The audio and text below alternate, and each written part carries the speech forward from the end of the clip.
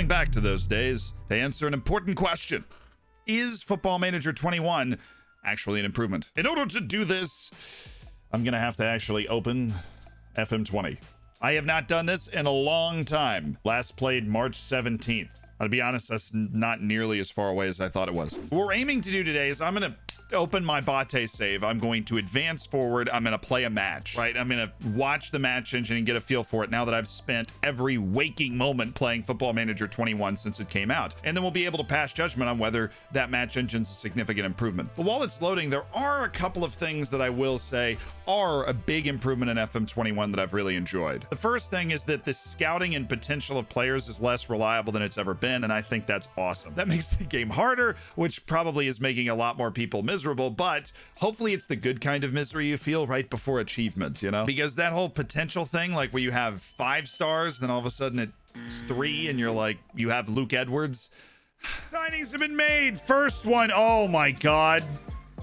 All right, let's go into the Soviet steamroller. God, I look good. You know, the big thing I regret about like Football Manager in general is that I never get to see how these people like progress. You know, like I know now, well, Figueroa was great, but he's like 20 years old and then all of a sudden he's done. He's stopped. He's frozen in time in my imagination. Okay, thank goodness we are in a season. Let's play. Who do we play? Locomotive. God, we just lost our Champions League quarterfinal. Oh, and we play Locomotive Gomel. Yeah, this all kind of looks the same. It's amazing how quickly you forget what it looks like. You know, it's a shame we lost to Chelsea. I must have been furious when that happened. Okay.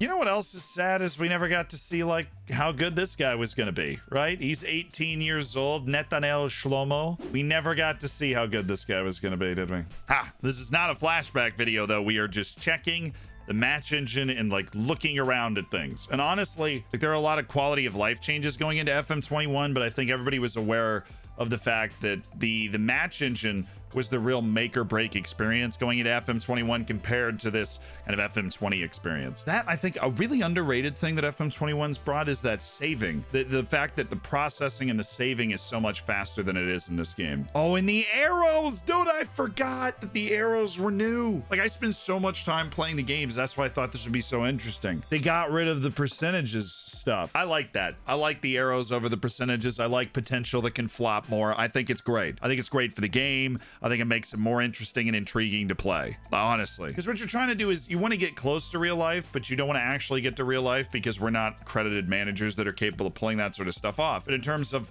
the feel, and you need to have a better feel for stuff in order to succeed at Football Manager, I think that that's great. I think it adds even more depth to the game instead of the percentages, and then you can just set a line, and we all did this, a line in our mind of like, well, if we're below this percentage, then we're not going to play them. Well, the full heart, you know, that full heart thing in Football Manager 21, well, that, you know, can be full even though they're not 100%, right? And you notice that because the players get tired faster because they played a lot of matches in a row. But a lot of the out-of-match mechanics are fairly similar. Oh, we don't have this. You don't have this stupid thing anymore. The pre-match tactical briefing that just soaked up my life in FM20. Ayal is so disappointed we never figured out how good Netanel Shlomo could be because he looks like he's a stud. And honestly, those player interaction panels, they're much better in FM21. They're much better. They look much better. They feel much better. They don't feel as plastic as like text gamey as they did here. I think the way they present the options for communication in Football Manager 21 is actually a dramatic improvement now that I'm seeing it. It's really hard. I make the videos talking about like, well, is Football Manager 21 going to be great? Here are the improvements right when it comes out. I've never done this where we play it for 6 months and then we go back and play the old game and we look at like what it felt like. And I feel like that's the sort of thing where you notice those smaller changes, like their presentation of the interactions between you and players, and being able to like tap them on the shoulder, throw a water bottle, whatever. All of that is really nice. All right, it's match time. We're just stepping into BATE. Levin, Semenyuk, Enrique, Jefferson, Barato, Maldonado, Antonio. Where's oh my God, Prince Bonahaney. I love Prince Bonahaney. It feels the same. I mean, it honestly feels the same. There's a couple new roles, and I think they cleaned up the UI a little bit. Like this UI just looks a little worse. It looks a little more unfamiliar. Oh, Federico Yaronga. What an underappreciated lad. This guy's been on this team for so long. He's just a lifer. Okay, here we go. Pep talk.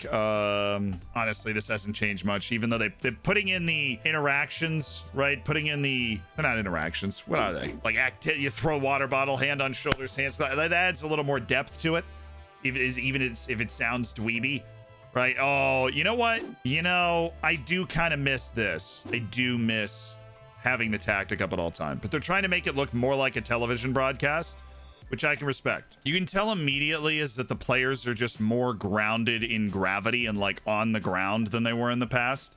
You still get plays that look like that, like calls that look like that, but the players seem much more grounded. That was a nice little take though.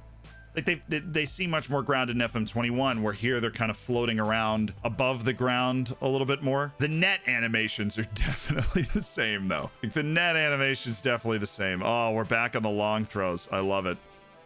Barato. See, when you watch this and you've watched Football Manager 21 a bunch, it just feels like these guys are on ice. Not me actually about to lose a match in the freaking Belarusian league.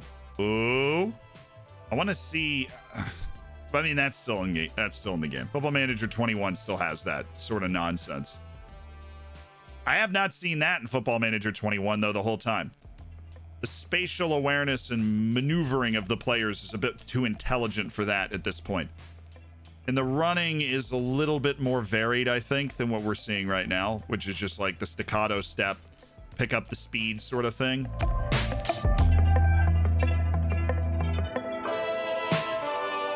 Kind of an ugly looking finish, right? Suppose there's not too much that can be taken away from that, but there doesn't seem to be a lot of variety in like the movement. Like watch the way that these people move, right? Like you've got Semenyuk, you've got Barato who's like intentionally being held back, and then you have Jefferson who just runs in it. Like they all just are sprinting dead straight, because in FM20 they really nerfed the central midfield, and so you don't see the types of runs out of central midfield that create goals you see in FM21 all the time.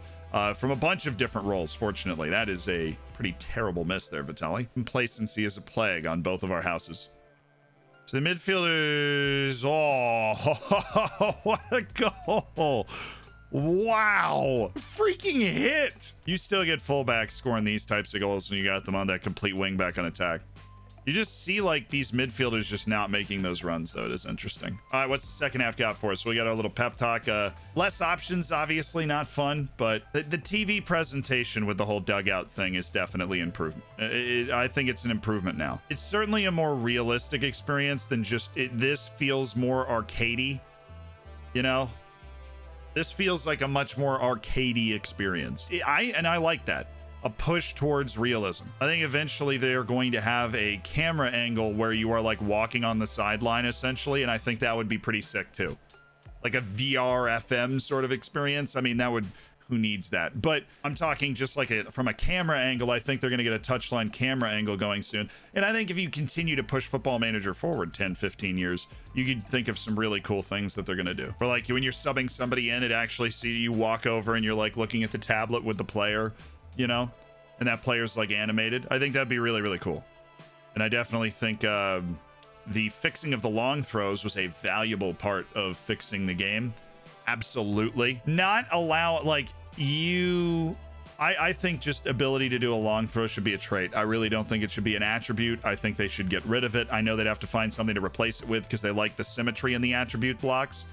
But I think the fact that long throws are no longer a huge part of the game is really nice. Because they were in this, and they were at the beginning of FM21, but they fixed it, which has been good. And you don't see as many of those like floating backward shots, but you still see those floating backward shots in Football Manager 21, where they're like not actually in the right spots. They have to float to the right spot to get into the shooting animation. He's off, ref. Well, lads, I think that's enough fisting for today. That is the wrong button. That's not the right. Ref! That's the right button. Maybe the biggest takeaway is how much more linear the game feels. Like it's Maldonado's just stopping. Like these guys just aren't pushing ahead at all. They're not taking space. They're not taking liberties. That's a really Like it's cross simulator. It's much more so cross simulator, and I'm really happy that FM21 has kind of moved us away from that. Londonio is just playing an absolute stormer though, and it's not like FM20 was a terrible game. It wasn't. It was a great game. We had great memories on it. Like that was a wonderful animation for the chipped cross into the finish, and that felt really natural, and I think we appreciated that. I honestly think the biggest advantage that FM20 might have is this end screen is fabulous. This tells me the things I need to know. And you add like an XG thing down here or something. The milestones section, like this is base skin.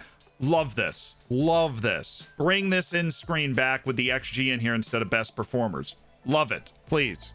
Everything else, we're on FM21. So should you buy FM21 if you haven't already? If you have the time, yeah, you probably should. You've got about, when is November? September, October. You've got about 3 months, basically 4 months until the playable version of FM22 comes out. So if you have a lot of time in that span, I've always said that if you put more than an hour in per dollar spent, then it's probably a good, if you spend $40 in a game and you play it for 41 hours, it was probably a good deal. So if you've got a couple hundred hours to put into Football Manager between now until mid-November, then it's definitely worth it, because going back and playing this and getting a feel for it, the feel in the match engine alone is just way up there. So high, it's not even on the camera. You can't even see it. Be high. This is cool, though. I liked doing this. I like when I have good ideas. Wow, we were way better than every other team in Belarus. I can't believe we gave up 33% possession. I have to yell at the boys about that.